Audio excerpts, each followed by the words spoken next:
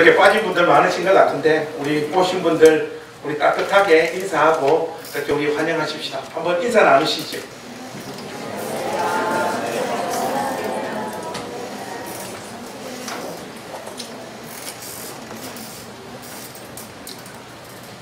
여러분들 혹시 20세기 신학이라고 하는 책을 읽어보셨는지 모르겠습니다. 20세기 신학이라는 책으로 유명한 복음주의 신학자 스탠리 그랜츠 그리고 올스는 검증되지 않는 신앙 혹은 생각하지 않는 신앙을 민속신앙이라 그렇게 규정했습니다. 이들에 의하면 이 민속신학이란 어떤 전통을 맹목적으로 신뢰하는 비성찰적 믿음을 말하는 것이에요. 민속신앙의 주요 특징이 있습니다.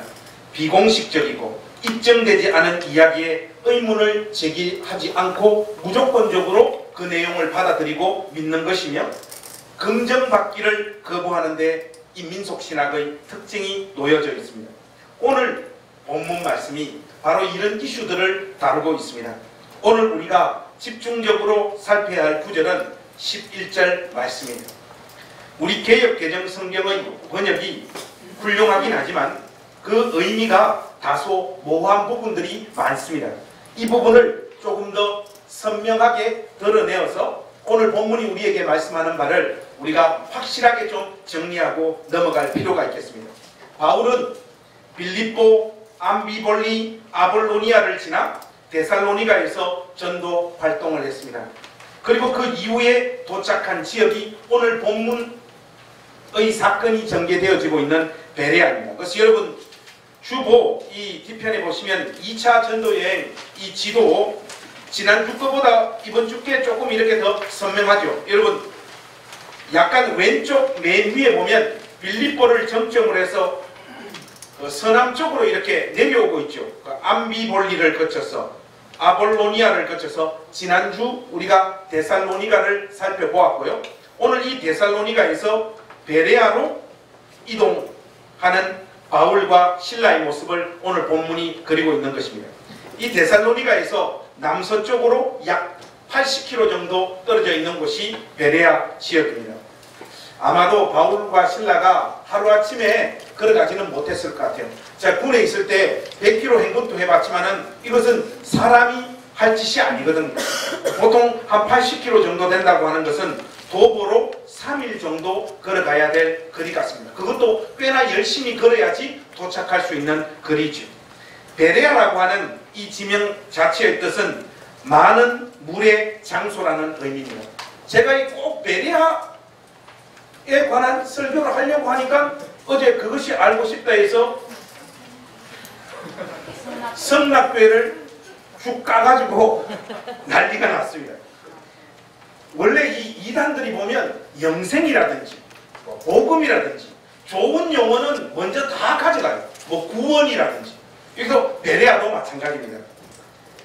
이 베레아라고 하는 지명 자체의 뜻이 많은 물의 장소라고 하는 뜻인데 그것은 아마도 베레아 근방에 있었던 천연 온천들이 많았던 것, 여기에서 아마 그 지역의 이름이 연유되어졌던 것 같습니다. 여하튼 여러분 11절 말씀을 한번 보십시오. 11절 말씀을 일단 우리가 소리 내어서 한번 읽고 본문을 좀 자세하게 살펴보십시오. 11절 같이 읽겠습니다. 시작. 베레아에 있는 사람들은 데살로니가에 있는 사람들보다 더 너그러워서 간절한 마음으로 말씀을 받고 이것이 그러한가 하여 날마다 성경을 상고하므로. 여러분 이 구절을 보시면 비교급으로 되어져 있는 거 여러분들 확인하실 수 있으시죠? 베레아에 있는 사람들은 데살로니가에 있는 사람들보다 더 너그럽다라고 말하고 있습니다. 옛날 우리가 사용했던 개역 성경에는 더 신사적이어서 그렇게 표현하고 있습니다. 개역 개정에서 이 표현이 더 너그러워서 이렇게 바뀌고 있습니다. 헬라어 원문에는 유게네스테로스, 이것은요 사전적인 의미는 더 좋은 가문에서 출생하다 이런 뜻입니다. 더 너그러워서 더 신사적이어서 더 좋은 가문에서 출생해서 어떤 의미를 우리가 취하든지 오늘 본문 말씀을 이해하는데 별로 도움이 되어지지 않습니다. 그러나 원래 단어의 의미는 문맥이나 문장에서 결정되어지는 것이니까 우리가 너무 걱정할 필요는 없습니다. 베레아 사람들이 더 너그러워서 여러분 어떤 결과가 발생되어지고 있습니까? 한번 보십시오. 간절한 마음으로 말씀을 받습니다. 그런데 너그러운 것과 간절한 마음으로 하나님 말씀을 받는 것이 매칭이 되어지는 성격이 아니지 않습니까? 별로 상관이 없어요. 그러니까 여기에 등장하는 더 너그럽다라고 하는 말의 의미를 우리가 조금 더 추적해서 정확하게 의미를 캐치해내야 됩니다. 이 말씀은 말 그대로 데살로니가 사람들보다 더 너그럽다라고 하는 의미입니다. 이것이 힌트예요. 사도 바울이 데살로니가 지역에서 주의 복음을 전도했을 때 그곳 사람들은 자신들의 유대교 신학으로는 도저히 수용할 수 없는 이야기를 사도 바울이 떠들고 있다 하는 이 마음을 가지고 있었죠. 그들이 소유하고 있었던 유대교 신학, 그것의 편견과 선입견 때문에 사도 바울이 구약 성경을 근거로 하여 예수 그리스도가 메시아라는 것을 철저하게 논증했음에도 불구하고 그것을 수용하거나 받아들이지 않았습니다. 그래서 사도 바울을 핍박하고 공격했었죠. 바로 그 데살로니가 사람들보다 더 너그럽다라고 말을 하고 있는 거예요. 여러분, 그러니까 이 더 너그럽다라고 하는 것은 무엇을 뜻하는 것입니까? 사도가 전하는 메시지를 데살로니가 사람들만큼 그렇게 강한 선입견과 편견을 가지고 받지 않았다 하는 그 의미입니다. 그래서 만약 저에게 성경을 번역할 수 있는 선택권을 준다면 저는 데살로니가 사람들보다 더 너그러워서라고 하는 표현보다는 더 편견이 없어서 하는 번역을 선택할 것 같습니다. 사도행전의 저자인 누가가 바울의 설교에 대해서 베레아 사람들이 보여준 편견 없는 개방성을 칭찬하는 표현이 바로 더 너그러워서라고 합니다. 여러분, 이 정도면 이 단어의 의미를 어느 정도 여러분들 마음에 담으실 수 있으시겠죠. 11절 말씀에 대한 의미가 조금씩 선명해지고 있다라고 설교하는 제가 확신을 가져도 좋겠습니까? 베레아 사람들의 편견 없는 개방성이 이제는 어디로 이어지고 있습니까? 이들의 태도는 그 편견 없는 개방성과 함께 간절한 마음으로 말씀을 받고의 자리로 나아갑니다. 간절한 마음으로 하는 이 표현은 직역이 아니고 철저한 의역이에요. 헬라어 구문에 맞추어 가지고 이 부분을 제대로 번역을 하면 모든 자원함으로, 이것이 훨씬 더 원문에 가까운 번역입니다. 하나님 말씀을 간절한 마음으로 받았다라는 이 표현이 사도행전 8장 14절과 11장 1절에 똑같이 이 단어가 사용되어지고 있습니다. 그 문맥이 어떤 상황인가 하면 예수 믿지 않는 자들이 회개하고 예수 그리스도의 복음을 받아들이는 개종의 상황에서 등장하고 있는 표현들입니다. 두 번 다 회개하고 복음을 수용하는 개종의 장면에서 사용되어졌던 단어예요. 그런데 이 복음을 받아들였다라고 하는 이 표현이 전치사 구와 함께 사용되어진 것은 여기가 처음입니다. 일반적으로 여러분들 학교 다닐 때 영어 공부할 때 전치사 구라고 하는 것은 형용사구나 부사구로 사용되어지잖아요. 형용사구나 부사구는요, 수식을 하거나 강조할 때 동원되어지는 표현들입니다. 무슨 말인가 하면 베레아 사람들이 모든 자원함으로 말씀을 받았다라고 하는 이것은 하나님의 말씀을 받아들이는 그들의 마음의 자세와 태도가 참으로 간절했음을 강조하고 있는 표현입니다. 그래서 우리 성경에서는 그것을 의역해서 간절한 마음으로 말씀을 받았다 이렇게 표현하고 있는 것이죠. 베레아 사람들은 전적으로 자원하는 자세와 의지를 가지고 사도가 전해준 복음을 수용하고 있었던 것입니다. 누군가의 지시와 강요에 따른 것이 아니라 그들 스스로 이 일에 집중하며 꽂혀 있었음을 강조하는 표현입니다. 그리고 그들은 말씀을 자원하는 마음으로 받고 그것으로 끝내지 않았어요. 사도 바울이 전해준 메시지가 그러한가 하여 날마다 성경을 상고했다라고 오늘 본문이 말하고 있습니다. 사도가 그들에게 전해준 메시지는 데살로니가에서 전했던 내용과 동일한 것이 틀림없습니다. 한마디로 예수 그리스도가 이 땅에 이미 오신 메시아라고 하는 이 사실이죠. 이 내용이 진실로 사실인지 아닌지를 공부하고 살폈다는 것입니다. 성경을 상고함으로 이렇게 말하고 있는데, 이 상고하다라고 하는 이 동사는 아나크니노, 단순히 생각하다라고 하는 정도가 아니라 비판하다, 비평하다, 판단하다라고 하는 의미에 훨씬 가깝습니다. 이 똑같은 단어가 사도행전 문맥에서 사용되어진 경우가 있는데, 언젠가 하면 사도행전 4장에서 유대교 의회에서 베드로와 요한의 죄를 신문할 때 사용되어졌던 그 단어가 여기에 똑같이 지금 사용되어집니다. 한마디로 성경을 상고함으로, 사도 바울이 그들에게 전해준 그 메시지를 상고함으로, 이 말은 그들이 비판적인 입장에서 이게 진짜인지 가짜인지를 아주 탐색하는 마음으로 살피고 공부했다라고 하는 의미가 그 가운데 담겨져 있는 것입니다. 베레아 사람들은 바울의 설교를 무조건적으로 아멘하면서 수용하지 않았습니다. 바울의 설교가 하나님 말씀에 근거한 올바른 설교인지 아니면 바울 자신의 개인적인 의견에 불과한지를 철저하게 공부하고 탐색했다, 이 말이죠.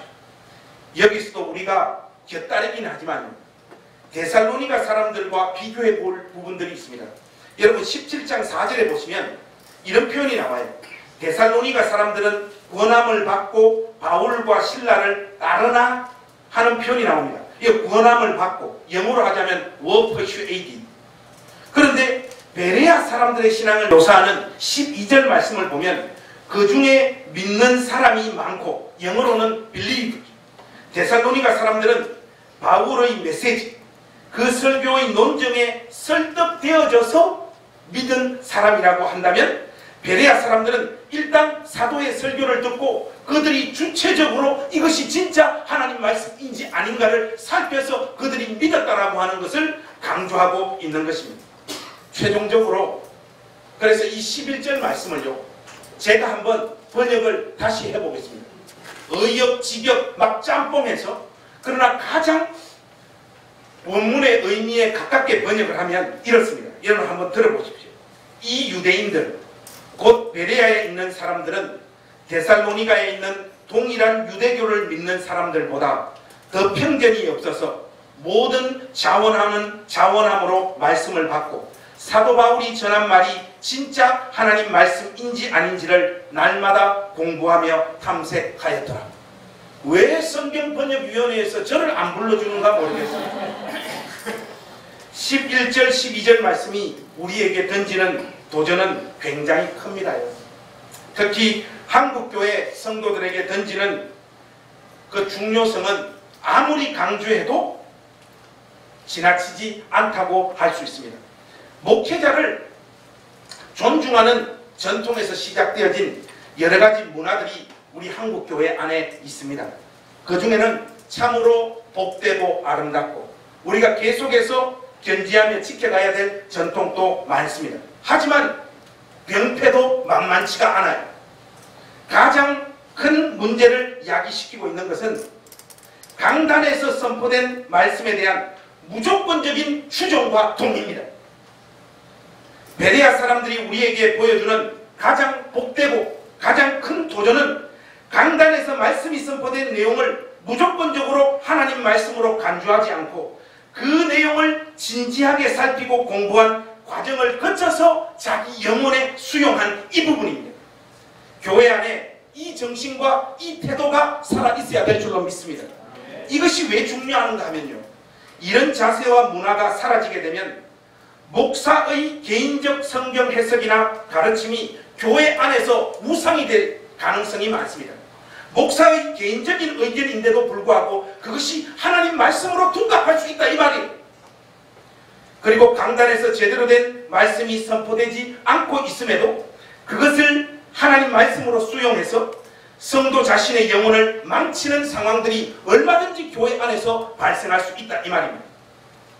그래서 교회는 이런 부분에 대한 나름의 장치를 다 가지고 있습니다. 우리는 침례교회지만 장로교회는 목사님 이외에 장로님들을 세우잖아요. 보통 보면 장로님들 왜 세웁니까? 교회 재정이 딸릴 때 장로님들 세우더라고요. 그 재정이 좀 더 부족하면 누굴 세웁니까? 권사님들을 세웁니다. 그것도 안 되면 안수 집사님을 또 세우고. 여러분, 장로는 1차적인 목적이요, 교회 헌금 많이 하고 어깨 힘내라고 장로 세운 게 아닙니다. 장로 직분의 1차적인 기능은요, 강대상에서 목사가 하나님 말씀을 제대로 선포하고 있는가를 감시하고 견제하라고 세워놓은 직분이에요. 이것이 어느새 한국교회에서 다 이 전통이 사라지고 말았습니다. 목사의 설교에 딴지를 건다? 그러면 다른 교회 가야 되기 때문에. 근데 여러분, 목사가 이것을 수용할 자세를 가지고 장로를 세워야 됩니다. 우리 침례교회는 이 역할을 누가 하느냐? 회중 전체가 하나님 앞에서 제대로 감당해야 될 줄로 믿습니다. 여러분, 농담처럼 드리는 것이 아니라 여러분 영혼에 제가 하나님 말씀을 올바로 해석하고 증거하지 않는다라고 하는 확신이 여러분들 가운데 있을 때는 교인 투표를 붙여가지고 쫓아내야 됩니다. 그것이 여러분들이 하나님 앞에서 바로 서 있는 신앙인의 자세. 우리 침례교 목사님의 견해를 이것과 관련해서 하나 좀 소개할까 합니다. 얼마 전에, 며칠 전이죠, 존 파이퍼, 제가 좋아하는 존 파이퍼가 한국을 방문했습니다. 방문해서 기독교 신문사와 대담을 했는데, 오늘 이 설교 주제와 관련해서 존 파이퍼가 자기 의견을 피력한 부분이 있습니다. 아주 인상적이에요. 기자가 이렇게 물었습니다. 여러분 한번 보세요. 방한 첫 강연에서 신자들에게 자신이 직접 성경 구절을 확인하지 않는 한 설교자 말을 믿지 말라고 하셨습니까? 이렇게 했어요. 하니까 존 파이퍼가 이렇게 이야기합니다. 그렇다. 신자들은 목회자가 전하는 설교가 말씀에 기반을 둔 건지 직접 확인해야 합니다. 목회자들이 성경으로 확인받지 않는다면 그건 잘못된 것이다. 많은 목회자가 본문만 읽고 성경책을 듣고 자신의 이야기를 한다. 말도 안 되는 일이다. 로마서 10장 17절은 믿음은 들음에서 나며 들음은 그리스도의 말씀에서 나온다고 했다. 기독교 신앙은 성경을 기초에 두지 목회자의 말에 기반을 두지 않는다. 이는 로마 가톨릭과 다른 개신교의 주요한 특징이다. 여러분, 이것이 침례교 목회자인 존 파이퍼가 얼마 전에 했던 이야기예요. 얼마나 정확하고 무서운 이야기입니까? 이런 문제를 조금 더 세밀하게 우리가 살펴볼 필요가 있습니다. 여러분, 어디로 가시는가 하면 열왕기상 13장으로 우리 한번 가보십시다. 여기에 보면 오늘 설교와 관련해서 아주 인상적인 이야기가 한 토막 전개되어지고 있습니다. 열왕기상 13장 11절에서 22절 말씀까지 우리 함께 교독했으면 좋겠습니다. 열왕기상 13장 11절, 제가 11절 읽겠습니다. 여러분들 12절 읽으시고 교독하겠습니다. 베델에 한 늙은 선지자가 살더니 그의 아들들이 와서 이날에 하나님의 사람이 베델에서 행한 모든 일을 그에게 말하고 또 그가 왕에게 하신 말씀도 그들이 그의 아버지에게 말한지라. 그의 아버지가 그에게 이르되 그가 어디로 가느냐니 그의 아들들이 유다에서부터 하나님의 사람의 간 길을 보았습니다. 그가 그의 아들들에게 이르되 나를 위하여 나귀의 안장을 지우라. 그들이 나귀의 안장을 지우니 그가 타고 하나님의 사람을 따라서 상수리나무 아래 앉은 것을 보고 이르되 내가 유다에서 온 하나님의 사람이냐 대답하되 그러하다. 그가 그 사람에게 이르되 나와 함께 집으로 가서 떡을 먹으라. 대답하되 나는 그와 함께 들어가지도 못하겠고 그와 함께 들어가지도 못하겠으며 내가 이곳에서 그와 함께 떡도 먹지 아니하고 물도 마시지 아니하리니 이는 여호와의 말씀이 내게 이르시기를 내가 거기서 떡도 먹지 말고 물도 마시지 말며 또 내가 오던 길로 되돌아가지도 말라 하셨음이로다. 그 사람에게 이르되 나도 그와 같은 선지자라. 천사가 여호와의 말씀으로 내게 이르되 그를 내 집으로 데리고 돌아가서 그에게 떡을 먹이고 물을 마시게 하라 하였느니라. 이는 그 사람을 속이니라. 이에 그 사람이 그와 함께 돌아가서 그의 집에서 떡을 먹으며 물을 마시니라. 그들이 상 앞에 앉아있을 때에 여호와의 말씀이 그 사람을 데려온 선지자에게 임하니 그가 유다에서부터 온 하나님의 사람을 향하여 외쳐 이르되 여호와의 말씀에 내가 여호와의 말씀을 어기며 내 하나님 여호와께서 내게 내리신 명령을 지키지 아니하고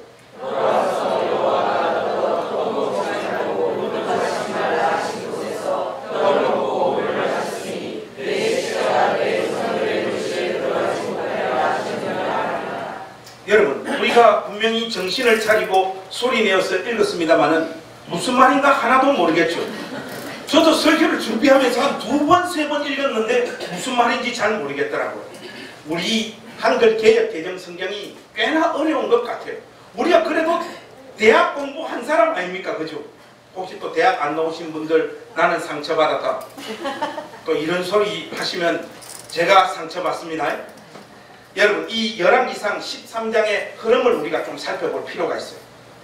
여로보암 아시죠? 여로보암.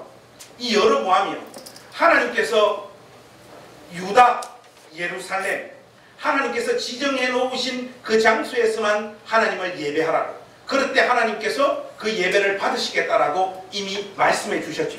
그런데 이 북왕조의 여로보암이요, 베델과 단에 금송아지를 세워버립니다. 여기서 예배 드려도 하나님께서 우리 예배 받아주신다 이거죠.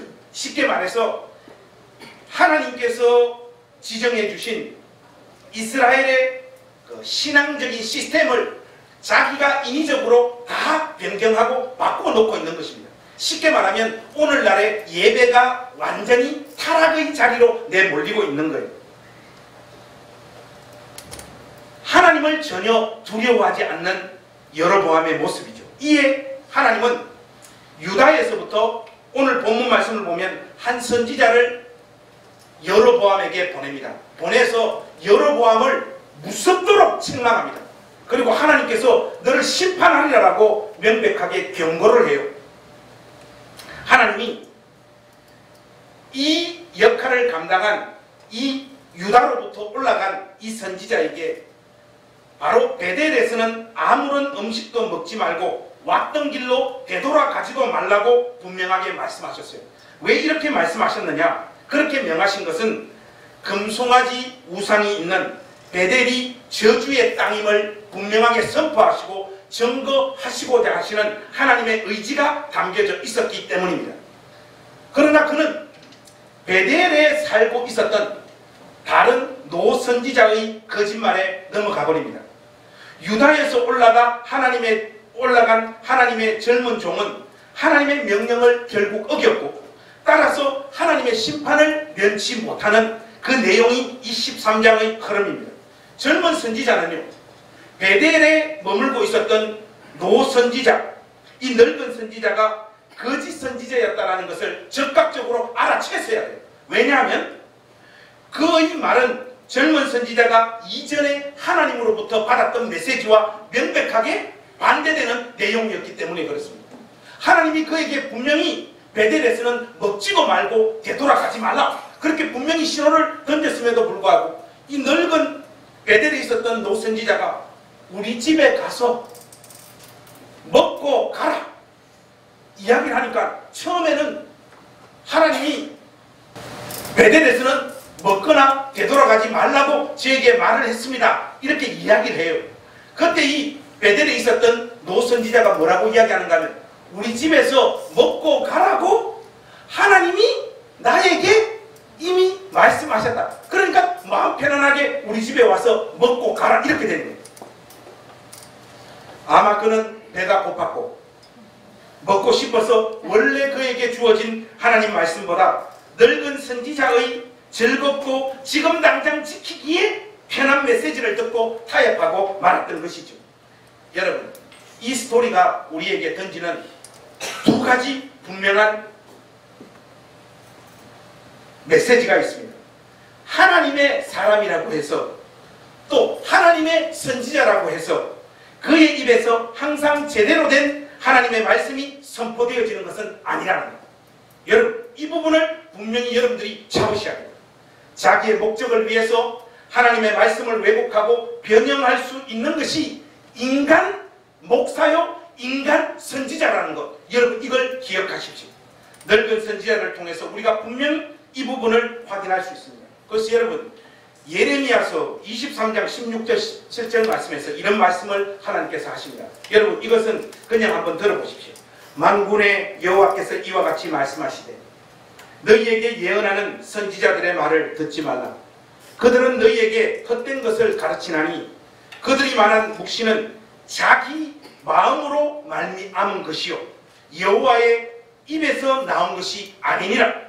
항상 그들이 나를 멸시하는 자들에게 이르기를 너희가 평안하리라 여호와의 말씀이니라 하며 또 자기 마음이 완악한 대로 행하는 모든 사람에게 이르기를 재앙이 너희에게 임하지 아니하리라 하였느니라. 이 거짓 선지자들이 평안을 외치고 재앙이 이 땅에 없을 거다라고 이야기하는 것, 그것은 하나님이 그의 입에 담아준 메시지가 아니고 자기 마음에서 일방적으로 지어낸 이야기이기 때문에 그 메시지를 수용하거나 받아들이지 마라. 그렇게 하나님께서 이스라엘 백성들에게 예레미야 선지자에게 말하는 거예요. 단도직입적으로 우리 행신교회 가족들에게 말씀드립니다. 강단에서 선포되는 목사들의 설교를 무조건적으로 추종하거나 믿지 마십시오. 이 말씀이 목사들의 설교에 딴지를 걸고 까탈을 피우라고 하는 권면으로 여러분 영혼에 새겨지지 않게 되기를 주님의 이름으로 부탁합니다. 참으로 진지한 마음으로 선포된 내용을 살피고 검증하라고 하는 뜻인 줄로 믿습니다. 이런 권면을 여러분들이 진지하게 수용하지 않을 때 목사에게 여러분들의 영혼은 노예가 되고 맙니다. 하나님 말씀을 전하는 목회자를 존경하고 사랑하되 그의 말을 믿거나 따르는 것이 아니라 그가 전하는 말씀이 진짜 하나님 말씀일 때 그 말씀을 따르고 순종하는 믿음의 사람들이 되어주시기를 우리 주님의 이름으로 부탁합니다. 이것이 1차적인 메시지고요. 동시에 두 번째 메시지가 있습니다. 하나님의 사람을 통해서 전해지는 내용이라고 하더라도 우리는 그것이 정말 하나님께로부터 온 말씀인지를 또 아니면 그렇지 않는지를 분별하지 못하고 속을 때 그 책임은 누구에게 있는 것일까? 바로 여러분에게 있다라고 성경이 말하고 있다는 것이에요. 하나님의 말씀을 왜곡하여 증거하는 자들, 그들이 하나님으로부터 받아야 될 그 심판, 그것은 두말할 필요가 없습니다. 그런데 속는 자는 속는 그 자신의 욕심에 미혹된 것이기에 속는 자도 하나님 앞에서 자기 징벌을 받아야 된다는 사실을 여러분들이 기억하셔야 됩니다. 좀 심하게 말하면요, 속고 싶어서 환장한 상태로 거짓 선지자를 찾아오는 거예요. 나 오늘 막 속고 싶다. 목사님 설교 오늘 막 속아버리고 싶다. 이런 마음으로 주일날 교회 오는 겁니다. 자기가 듣고 싶은 메시지를 갈망하는 것이죠. 자기 마음의 욕망과 욕심을 정당화해주는 그 이야기를 듣고 싶은 것이죠. 여러분, 이 부분은 중요하니까 우리가 말씀 한번 찾아보십시오. 이것과 관련한 책임을 주님께서 분명하게 말씀하신 구절이 있습니다. 에스겔서 14장입니다. 여러분들 여기 한번 보시죠. 에스겔서 14장 9절 10절 말씀.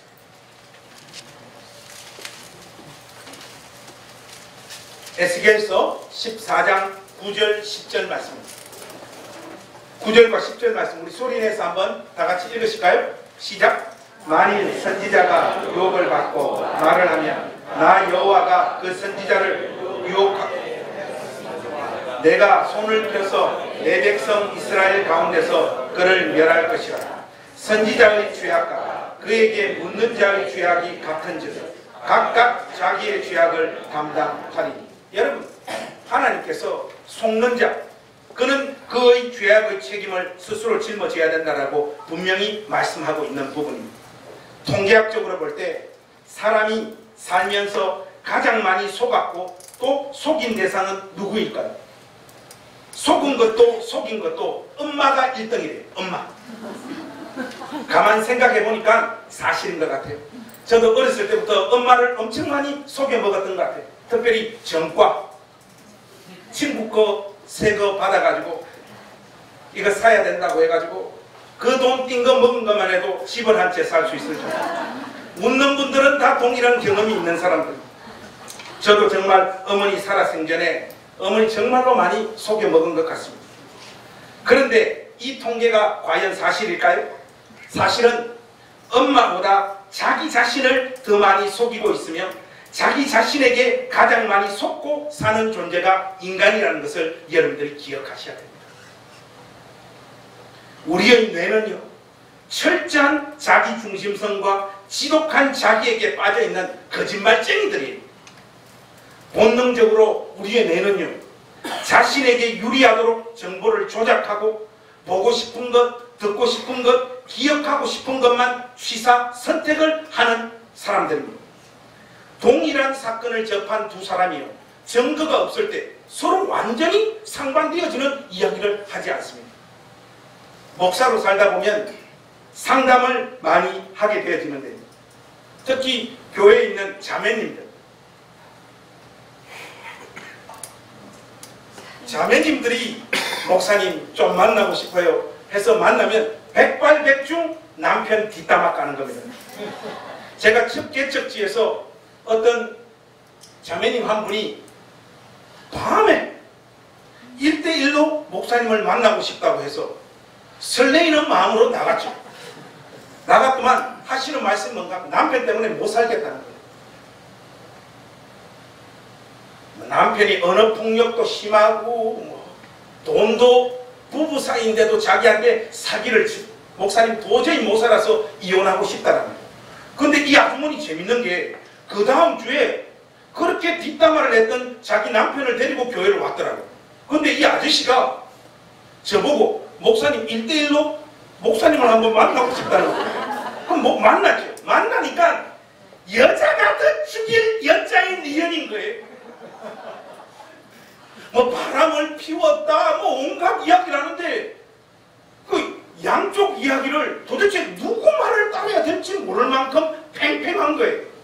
여러분, 여자가 보통 악합니까? 남자가 악합니까? 여자가 악합니다. 그런데 여러분, 이렇게 살아가는 존재가 바로 인간입니다. 이런 패턴의 삶은 결국 조작한 인식들을 분명한 사실로 확고하게 믿어버립니다. 이런 테러들이 하나님 말씀을 듣고 수용하는 일에도 그대로 나타납니다.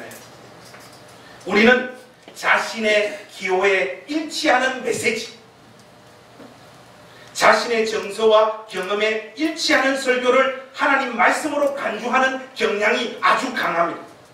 그런데 이렇게 고착화된 인식과 생각들은 좀처럼 바뀌지가 않아요.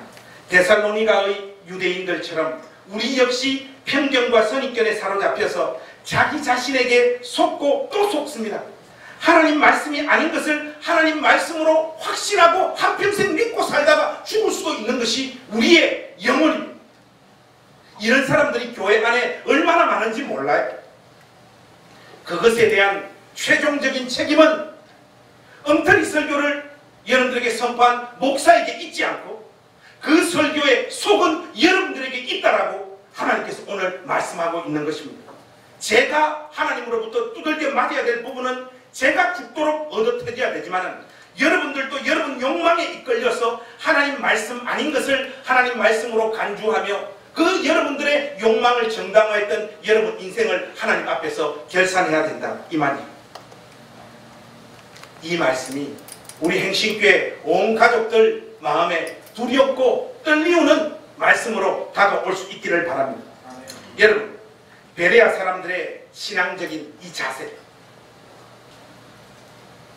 간절한 마음으로 하나님 말씀을 받고 사도 바울이 그들에게 전해준 그 메시지가 진짜 하나님 말씀인가 아닌가 하여 날마다 성경을 진지하게 공부하고 탐색했던 이 자세가 어떤 열매를 만들어냅니까? 12절 한번 보십시오. 12절 말씀해 보시면 이렇게 나옵니다. 그 중에 믿는 사람이 많고 또 헬라의 귀부인과 남자가 적지 아니하니. 여러분, 우리 개역 성경에는 11절 후반부를 상고함으로라고 하는 표현으로 기술하고 있습니다. 이 표현이 한국말의 의미상 상고했기 때문에라는 의미를 어느 정도 담고 있습니다. 아주 좋은 번역이에요. 왜냐하면 12절의 결과를 낳았다라고 하는 뉘앙스를 담아놓고 있기 때문에 그렇습니다. 성경을 상고함으로 12절의 결과가 나타났더라. 이 의미를 잘 담았어요. 제가 왜 이런 말씀을 드리느냐 하면 원문에는 12절에 헬라어 접속사 우운, 여러분들 이 우운은 그러므로입니다. 그러므로가 여기에 담겨져 있기 때문에 제가 이 말씀을 드리는 거예요. 베레아 지역에서의 복음전도의 열매에 결정적인 영향을 미친 것은 그 지역 사람들이 가진 복음에 대한 개방성과 집요하게 하나님 말씀을 확인하고 공부했던 그 자세가 결정적인 열매에 미쳤다는 것을 우리에게 말해주고 있습니다. 이것은 부인할 수 없는 명백한 사실입니다. 바르게 선포되어지는 메시지, 그 메시지를 자원하는 마음으로 받아들이고 공부하며 탐색하는 현장에는 반드시 복음의 열매 맺혀지는 줄로 믿습니다. 여러분, 오늘 이 본문 말씀이 설교를 하는 저와 이 하나님 말씀을 받는 여러분들에게 굉장히 중요한 도전을 안기고 있다는 것, 여러분들 마음 깊이 새기셔야 됩니다. 한국교회의 이 설교 강단의 오염이 만들어내는 가장 치명적인 결과물이 무엇인지 여러분들 한번 생각해 보셨습니까? 교회 안에 가짜 그리스도인들을 양산시켜요. 그리스도인이 아닌데 그리스도인으로 서로가 서로를 쏟고 속여주고 있다, 이 말이죠. 그리고 진정한 회심을 경험하는 신자들이 교회 안에서 사라지게 만들거나 찾아보기 어렵게 만들어진, 외치는 자는 많지만 생명수는 말라버린 현상을 우리 모두는 이 시대를 통과하는 그리스도인으로 목격하고 있지 않습니까? 아, 저 교회는 정말 하나님 말씀이 선포되어지고 있다라고 하는 이 분명한 확신을 주는 교회가 이 한국 땅에 몇 곳이나 있을지 우리 자신들에게 진지하게 한번 물어봐야 됩니다. 20세기 최고의 성경 교사로 손꼽히는 아더 핑크의 목소리를 여러분 한번 들어보십시오. 이 시대는 성경이 증거하는 진짜 복음이 급속히 그 자취를 감추고 있는 시대이다. 영혼 구원을 위하여 나누어주는 전도지, 각종 전도 집회의 설교나 강의 등을 유심히 살펴보면 뭔가 잘못 가고 있다는 사실을 깨닫게 된다. 오늘날의 복음을 성경의 저울에 달아보면 참된 회심에는 반드시 필요한 요소들이 결여되어 있음을 알 수 있다. 여러분, 아더 핑크의 이 지적이 오늘날 한국교회의 설교를 정확하게 꿰뚫어 보고 있는 이야기 아닙니까? 언제부터인가 교회에서 전거되어지고 있는 메시지들이 이상한 흐름을 타고 있습니다. 그 흐름을 한번 추적해 보면요, 그동안 우리 한국교회는요, 기복주의와 성공주의를 부추기는 설교들이 한 시대를 장악하고 풍미했습니다. 그 시대가 가고 이제는요, 동일한 내용을 세련된 포장지에 담아서 전하고 있는 것 같아요. 언제부터인가 인문학 열풍이 불기 시작을 하면서 목회자들의 설교가 인문학적인 뉘앙스가 너무 많이 담겨지고 포함되어지기 시작을 했어요. 쉽게 말해서 교회가 아닌 곳에서도 들을 수 있는 이야기들이 설교 시간을 장악하고 있다, 이 말입니다. 이것이 오늘날 교회가 가지고 있는 가장 큰 비극이에요. 교회는 조금 어설프고 모자라 보여도 이 세상 그 어떤 기관도 증거할 수 없고 선포할 수 없는 메시지를 끝까지 붙들고 있어야 됩니다. 그것이 바로 우리 구주 예수 그리스도의 십자가의 복음인 줄로 믿습니다. 교회는 이것 이외의 것들에 정신을 팔아서는 안 돼요. 제가 작년에 큰교회 홈페이지를 서치하면서 경악할 만한 장면을 목격한 것이 있어요. 어떤 교회의 주일 날 예배 시간인데 본문 말씀이 아니고 성화예요. 성화. 그림이라 이 말입니다. 그림. 파워포인트로 그림 하나 딱 띄워놓고 그것을 설교 본문으로 삼아 설교를 하더라고요. 설교 내용의 3분의 2가 그림에 대한 설명입니다. 왜 이런 현상들이 나타나느냐? 제법 규모 있는 도시교회의 목회자들이 성도들의 종교적 니즈를 충족시키고자 몸부림만부림을 치고 있기 때문에 이런 현상들이 벌어지고 있는 겁니다. 목사는 이미 알고 있어요. 중산층 교인들의 의식에 복음의 본질이니 성경적 설교니 이런 것은 성도들이 이미 관심을 가지고 있지 않다라는 것을 눈치를 까버린 겁니다. 목사들이 교양을 뽐낼 수 있고 중산층 분위기임을 스스로 느낄 수 있는 내용을 전해달라는 고객들의 종교적 욕구를 충족시키는 것으로 자기 소명을 팔아먹고 있는 짓입니다. 얼마 전에 한 주도 안 됐는데 윌로우 크릭, 여러분 시카고의 빌 하이벨스가 목회하는 윌로우 크릭 아시죠? 한 주 전에 이 교회 홈페이지 들어가 보니까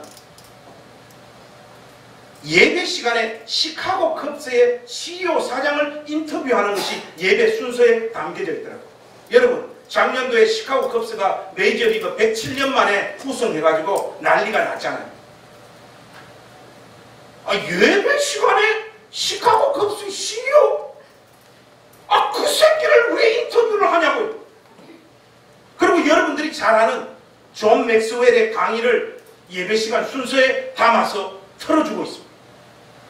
여기는 이제 더 노골적으로 미쳐 날뛰고 있는 거예요. 여러분 중산층은 여러분들이 진정한 중산층이 되고 싶습니까?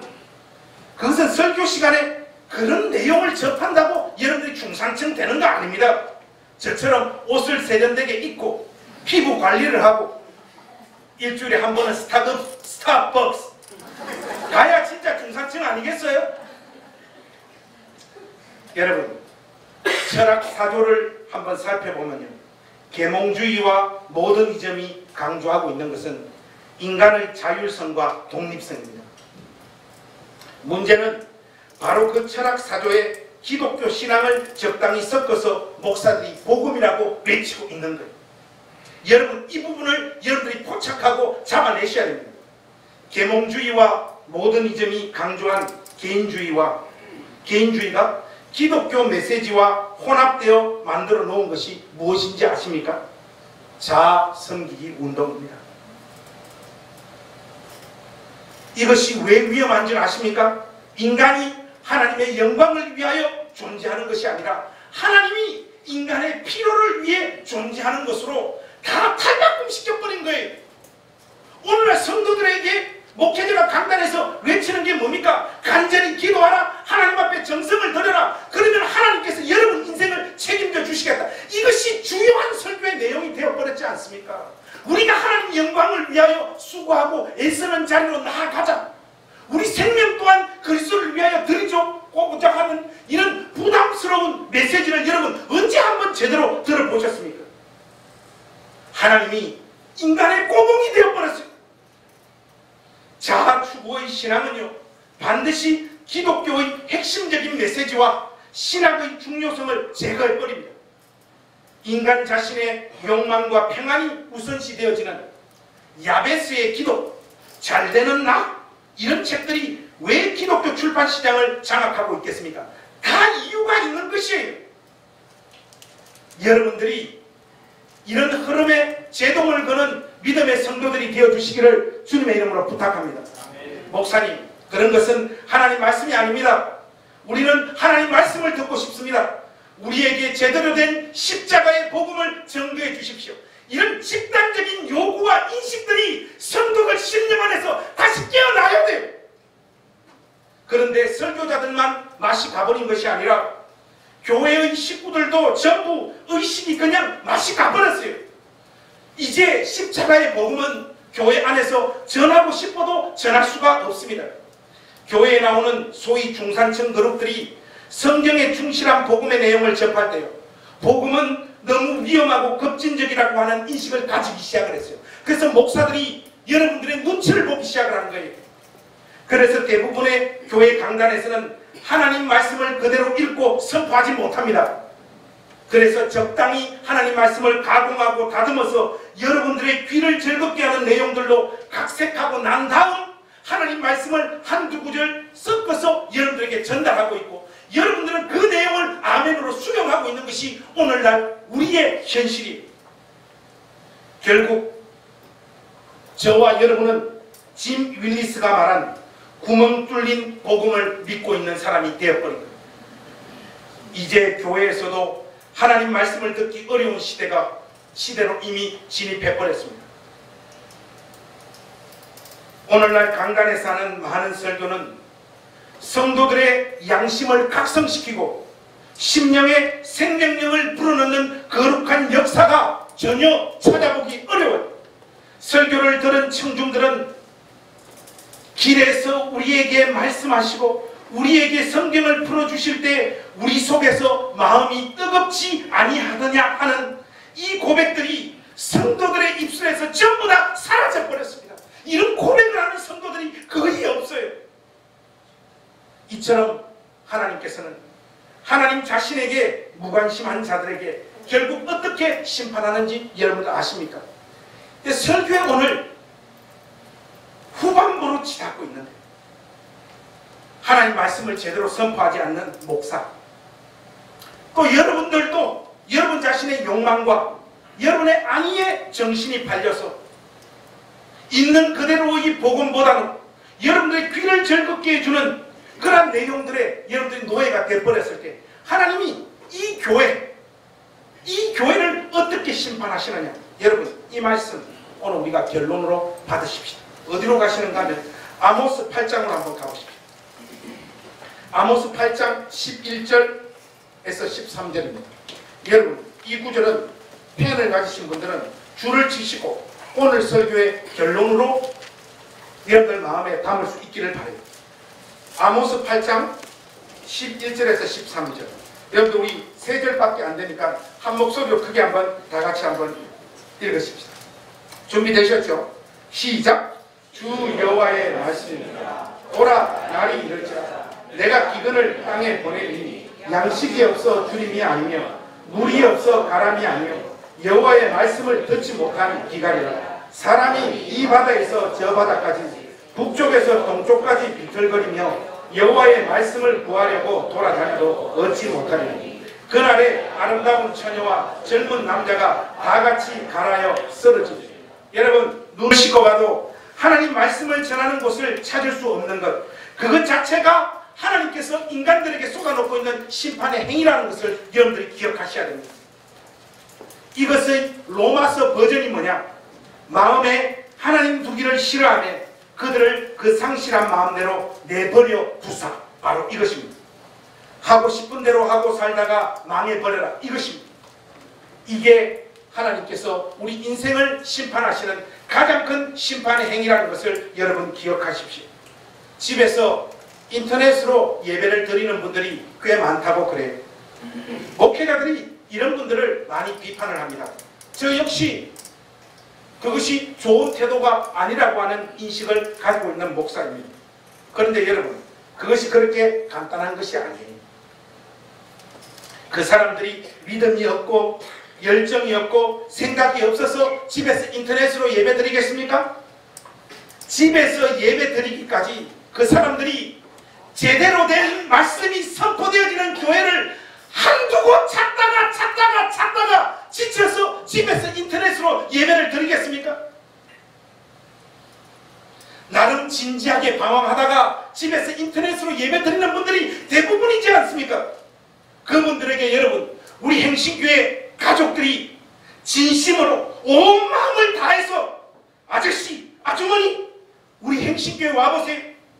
목사님과 모든 성도들이 진실로 제대로 된 하나님 말씀을 추구하고 그 말씀을 배우고 공부하는 일에 참으로 진지하고 그런 과정을 통해 그리스도를 온전히 배워가기를 몸부림치는 공동체가 바로 여기 있습니다. 이 이야기를 우리가 할 수 있습니까?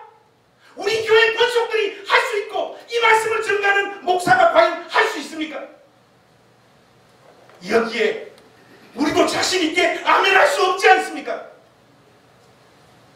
우리는 하나님 앞에서 눈물로 회개하고 엎드려야 합니다. 어쩌면 우리 역시 교회 되기를 이미 포기하고 있는 자들일 수 있어요. 두렵고 떨리는 마음으로 이 말씀 여러분 영혼에 받을 수 있기를 우리 주님의 이름으로 부탁합니다. 결론을 맺겠습니다. 얼마 전에 돌아가신 고 반질 목사님께서 이런 말씀을 하신 적이 있어요. 이분이 중국 선교사로 잠깐 떠나신 적이 있는데 중국에 가기 전에 한국 교회에서 부흥사경회가 많이 있었는데 1959년 중국에서 돌아오니 부흥사경회는 없어지고 심령부흥회만 있더라. 이런 말씀을 하신 적이 있어요. 심령부흥회가 한국교회에 미친 긍정적인 영향이 왜 없겠습니까? 저도 중학교 3학년 때 김준기 목사님 심령대부흥회에서 회개하고 회심한 사람인데 제가 그걸 토틀리 부정하지는 않죠. 그런데 한국교회 가운데 있었던 이 심령부흥회, 이 심령부흥회가 말이죠, 한국 성도들로 하여금 감정주의와 복음의 피상성에 머물게 있게 만든 주요한 작품이라고 저는 생각해요. 특별히 아직도 지속되어지고 있는 우리 한국교회 안의 이 심령부흥회는요,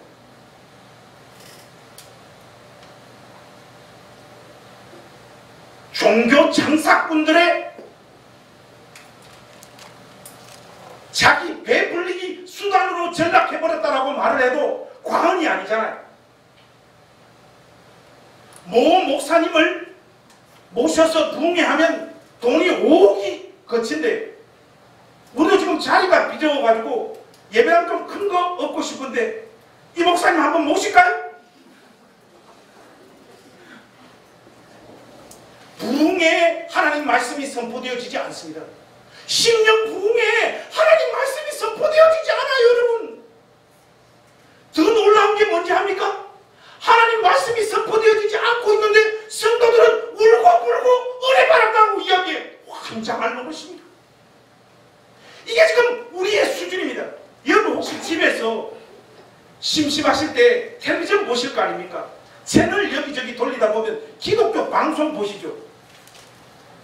기독교 방송 스님의 설법이 훨씬 더 은혜로워요. 이건 뭐 TV에 나와서 설교하는 자들의 설교의 내용을 들어보면 아무리 좋게 봐주려고 해도 이거는 뭐 인문학도 아니고 설교도 아니고 아무 말 대잔치예요. 아무 말 대잔치. 사경회라고 하는 것은요, 성경을 살피는 모임이라고 하는 뜻을 그대로 가지고 있죠. 여러분, 1907년에 평양 장대영 교회에서 시작된 평양 대부흥 사건이잖아요. 이게요, 그날 하나님께서 성령을 쏟아 부으셔서 그 자리를 뒤집은 그 역사의 한 날을 강조하는 부흥의 사건이 아닙니다. 평양 대부흥의 사건이 있기 위해서는요, 한국교회가 자생적으로 가지고 있었던 전통이 뭔가 하면 이 사경의 전통입니다. 1년에요, 일주일, 2주일은요, 삶을 모두 수습시키고 교회 전부 다 모여 들어가지고 삶의 문제를 하나님 말씀에 근거해서 질문하고 답하고 질문하고 답하고 3시간 메시지 듣고 밥 먹고 4시간 성경 공부하고 밥 먹고 다시 5시간 메시지 듣고, 이것이요 한국교회에 있었던 사경회의 아주 복된 전통이에요. 이 전통의 정점에 1907년 평양 대부흥 사건이 있었던 거예요. 하나님 말씀을요 진지하게 살피고 공부하고 거기에 매달리는 그 교회 안에 하나님께서 역사하시는 참된 회심과 복음의 열매가 있는 줄로 믿습니다. 사랑하는 우리 행신교회 가족 여러분, 깨어나십시오. 정신을 차리십시오. 강단에서 선포되어지는 목사의 메시지를 너무 쉽게 함부로 무조건 하나님 말씀으로 간주하지 마십시오. 진지함으로 두려움으로 여러분들은 이 말씀을 가지고 가서 여러분 손에 쥐고 있는 이 하나님 말씀, 성경에 근거하여 우리 목사님이 강단에서 제대로 된 하나님 말씀을 선포하고 있다는 것을 반드시 검증하고 확인하는 작업을 거치십시오. 그것을 치열하게 감당하는 그 공동체 안에 회심의 역사가 있는 것입니다. 복음의 열매가 열매 맺히는 줄로 믿습니다. 여러분, 이 길을 걸어가십시오. 반지성주의라고 하는 책에 보면 청교도들의 예배 풍경을 묘사하고 있는 장면이 있어요. 물론 우리 시대하고는 다른데 이 보니까 재밌는 게 있더라고요. 우리 예배 순수에는 없지만은 여러분, 일반적으로 종교개혁교회에는 예배 순서 가운데 목회 기도라는 게 있어요.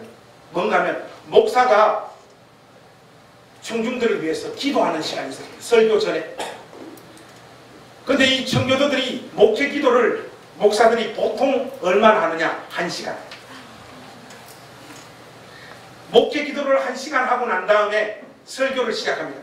그럼 설교는 보통 청교들이 한번 예배할 때 몇 번 하느냐? 3시간에서 4시간. 설교를 3시간, 4시간 하니까 어떤 일이 벌어지게 되겠습니까? 졸고 쓰러지는 사람이 분명히 있을 거 아니에요. 그래서 교회 봉사 그 직분 중에 막대기 이렇게 끝에 여우 같은 거, 곰털 같은 거 달아가지고 조는 사람 뒤에서 서서 쑥쑥 찌르면서 깨라, 깨워라. 그걸 깨우는 직분을 감당하는 그 직분자도 있었다. 여러분, 이것을 우리 시대에 그대로 복원하자는 게 아닙니다. 우리의 믿음의 선배들이 하나님 말씀에 대한 그 진지함을 이렇게 추구하며 그들의 신앙을 지켜왔다는 것. 오늘 우리가 우리 마음에 간절히 사모하고 듣기를 갈망하는 것이 진짜 십자가의 복음인지, 아니면 내 욕망과 나의 안위를 충족시켜주는 듯한 가벼운 이야기들인지 무섭게 여러분 영혼을 점검하시고 베레아 사람들처럼 참으로 진지하고 성실하고 집요하고 하나님 말씀을 공부하고 연구하고 매달리는 그런 인생들이 되셔서 여러분 인생에 하나님 베푸시는 충만한 복음의 열매들을 맛보시는 복된 인생들이 되시기를 우리 주님의 이름으로 축복합니다. 아멘. 기도하겠습니다. 하나님, 여기 이곳에서 하나님 말씀이 선포되어지게 하시고 하나님 말씀을 온전히 분별하고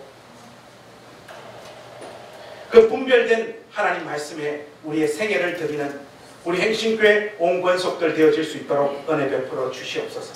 특별히 말씀을 전가하는 이 종에게 두려움과 떨리우는 마음과 지혜와 계시의 영을 허락하여 주셔서 하나님 말씀을 일평생 바르게 전할 수 있도록 은혜를 베풀어 주시고 우리 성도들도 불량식품 사랑하고 좋아하는 것이 아니라 있는 그대로의 복음을 붙잡고 한평생 즐거워하며 하나님 섬기는 사람들 되어질 수 있도록 은혜 베풀어 주시옵소서. 예수님의 이름으로 기도하옵나이다. 아멘.